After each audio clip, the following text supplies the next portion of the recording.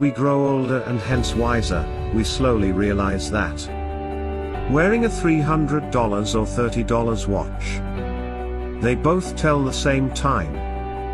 Whether we carry a $300 or $30 wallet or handbag, the amount of money inside is the same. Whether we drive a $150,000 car or a $30,000 car, the road and distance are the same, and we get to the same destination. Whether we drink a bottle of $300 or $10 wine, the hangover is the same.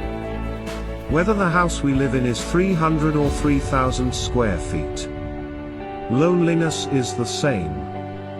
You will realize, your true inner happiness does not come from the material things of this world. Whether you fly first or economy class, if the plane goes down, you go down with it. Therefore, I hope you realize when you have mates, buddies and old friends, brothers and sisters, who you chat with, laugh with, talk with, have sing-songs with, talk about north, south, east, west or heaven and earth. That is true happiness.